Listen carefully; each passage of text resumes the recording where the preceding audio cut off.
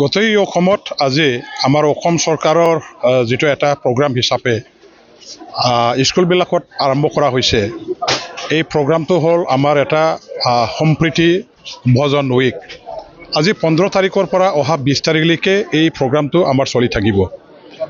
ইয়াত আমাৰ এটাই উদ্দেশ্য যে আমাৰ যিসকল স্কুলবিলাকত পঢ়ি থকা ছাত্ৰ ছাত্ৰী আছে এখেতসকলৰ লগত আমি আমাৰ যিসকল প্ৰতিনিধি আছে ৰাজনৈতিক নেতাই হওক বা সমাজকৰ্মী বা বিভিন্ন দল সংগঠনবিলাকত কাম কৰা হওক বা আমাৰ যিবিলাক গাৰ্জেন আছে লোকেল ইণ্টেলেকচুৱেল ছ'চিয়েল ৱাৰ্কাৰ একেলগে আমাৰ স্কুলবিলাকত গৈ পেলাই এসাঁজ আমাৰ ছাত্ৰ ছাত্ৰী আমাৰ যিবিলাক মানে অঞ্চলৰ ৰাইজৰ মাজত মিলা প্ৰীতিৰে একেলগে আমি এটা আহাৰ গ্ৰহণ কৰাৰ এটা কাৰ্যসূচী হিচাপে আজিৰ এই প্ৰগ্ৰামখন পালন কৰা হৈছে। আমি সকলোৱে জানো যে ভাৰত চৰকাৰে প্ৰতিজন নাগৰিকক শিক্ষা প্ৰদান কৰিবৰ কাৰণে এটা আইন প্ৰণয়ন কৰিছে, সুবিধা প্ৰদান কৰিছে। আৰু এইবিলাক প্ৰত্যেকজন নাগৰিকে শিক্ষাটো পাবলৈ হ'লে আমি নাগৰিকবিলাকৰ সমস্যাৰ প্ৰতি আমাৰ এটা থাকিব লাগিব, মানে তেওঁলোকে কি ধৰণৰ সমস্যাত ভুগি আছে আৰু এই সমস্যাবিলাকৰ আমি সমাধান কৰিবৰ কাৰণে সমস্যাবিলাকৰ পৰা ৰাইজক বা আমাৰ ছাত্ৰ ছাত্ৰীসকলক পৰিত্ৰাণ দিবৰ কাৰণে কিছুমান আমাৰ নিশ্চয়কৈ পদক্ষেপ লোৱাৰ প্ৰয়োজন আছে। আৰু এই পদক্ষেপ হিচাপে এতিয়া ভাৰত চৰকাৰে আমাৰ ছাত্ৰ ছাত্ৰীসকলক দুপৰীয়াৰ আহাৰ দিয়াৰ ব্যৱস্থা গ্ৰহণ কৰিছে, যাতে অনাহাৰত ভুগি থকা ছাত্ৰ ছাত্ৰীসকলেও গৰীব দুখীয়া পৰিয়ালৰ ছাত্ৰ ছাত্ৰীসকলেও সন্তান সন্ততিসকলেও আমাৰ নিজৰ শিক্ষাৰ অধিকাৰৰ পৰা যাতে বঞ্চিত হ'ব লগা নহয়। আমাৰ এই ছাত্ৰ ছাত্ৰীসকলক তেখেতসকলক মানে উপযুক্ত খাদ্য সামগ্ৰী প্ৰদান কৰাৰ ব্যৱস্থা হিচাপে আজি স্কুলবিলাকত মিড ডে মিলৰ ব্যৱস্থা কৰা হৈছে। আমাৰ ছাত্ৰ ছাত্ৰীসকলে গৰীবৰ কাৰণে আজি পোছাক পিন্ধিব নোৱাৰাৰ কাৰণে স্কুলত যিহেতু যাব নোৱাৰা হয়, কিতাপ নথকাৰ কাৰণে কিতাপ কিনিব নোৱাৰাৰ কাৰণে স্কুলত যাব নোৱাৰা হয়। সেইবিলাক সমস্যাৰ পৰা আমাৰ ছাত্ৰ ছাত্ৰীসকলক আমি পৰিত্ৰাণ দিয়াৰ স্বাৰ্থতে এই ছাত্ৰ ছাত্ৰীসকলক সহায় দিয়াৰ স্বাৰ্থতে ভাৰত চৰকাৰৰ ফালৰ পৰা বিনামূলীয়া পাঠ্যপুথি যোগান ধৰা, আমাৰ বিনামূলীয়া স্কুল ইউনিফৰ্ম প্ৰভাইড কৰা, এইবিলাক গোটেইটো আজি চৰকাৰৰ আঁচনি হিচাপে চৰকাৰে সেইবিলাক কাৰ্যকৰী কৰি আছে।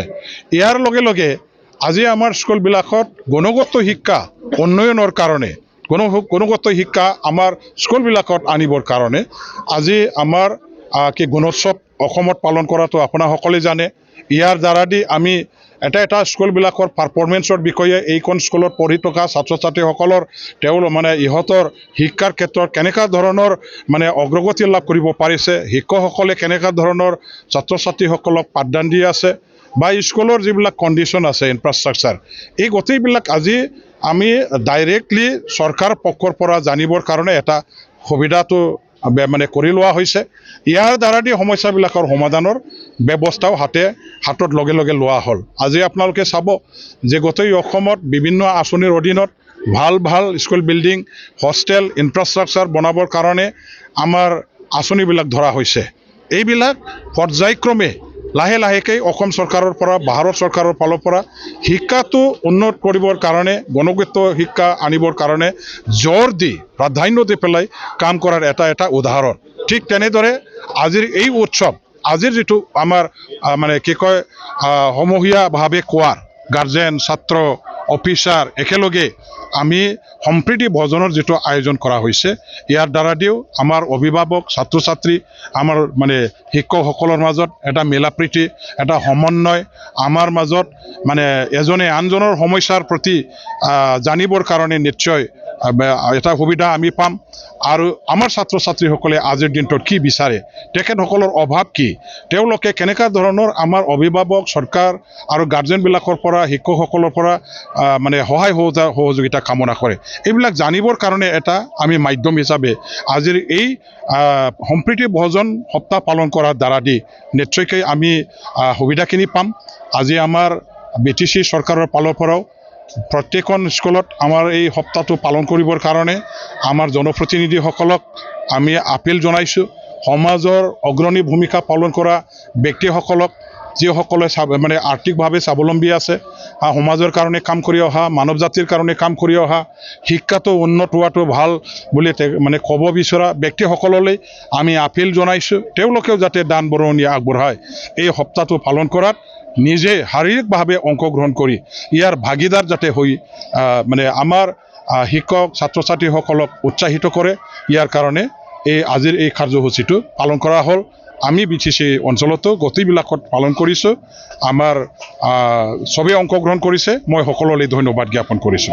মই ধন্যবাদ দিব লাগিব যে আমাৰ অসমৰ শিক্ষামন্ত্ৰী ডক্টৰ ৰণোজ পেগু ডাঙৰীয়াদেৱৰ নেতৃত্বত যেতিয়া তেখেতে 2021 পৰা 2026লৈকে শিক্ষামন্ত্ৰী আছিলে, তেতিয়াও বহুত আমাৰ 7 কোটি টকাৰ 4.5 কোটি টকাৰ বিভিন্ন ধৰণী আঁচনি, বিভিন্ন ধৰণৰ আমাৰ পুঁজিৰ পৰা আন্তঃগাঁথনি নিৰ্মাণৰ কাৰণে, হোষ্টেল স্কুল বিল্ডিং নিৰ্মাণৰ কাৰণে আঁচনিবিলাক তেখেতে মানে আমাক মানে সুবিধা দিছিলে কাম কৰিবৰ কাৰণে, আমাৰ স্কুলবিলাকত দিছিলে।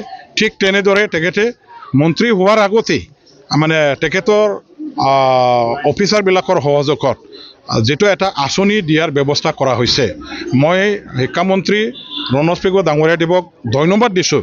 তেখেতে মোৰ সমষ্টিৰ কাৰণে 4.5 কোটি টকাৰ এটা আঁচনি, এটা স্কুল য'ত নেকি মই দিব পাৰোঁ সেইখন স্কুল বাছনি কৰি দিবৰ কাৰণে মোক যিহেতু এটা তেখেতৰ পৰা নিৰ্দেশ আহিছিলে, এই মৰ্মে মই আজি আপলাগাঁও হাইস্কুলখনত 4.5 কোটি টকাটো শ্ৰেণীকোঠা বনোৱাৰ নামত আমাৰ এই আঁচনিটো বনাবলৈ এই পুঁজিটো মই ইয়াত ঘোষণা কৰিছোঁ। মই লিষ্টত দিছোঁ।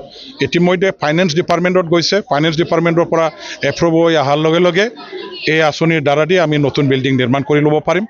আপলাগাঁও স্কুল মোৰ জীৱনৰ লগত সম্পৰ্ক আছে। ইয়াতে মই শিক্ষা দীক্ষা লাভ কৰিছোঁ। মোৰ গাঁৱৰ LP স্কুলত পঢ়ি মই ME স্কুলখন আপলাগাঁও ME স্কুলতে পঢ়িছিলোঁ।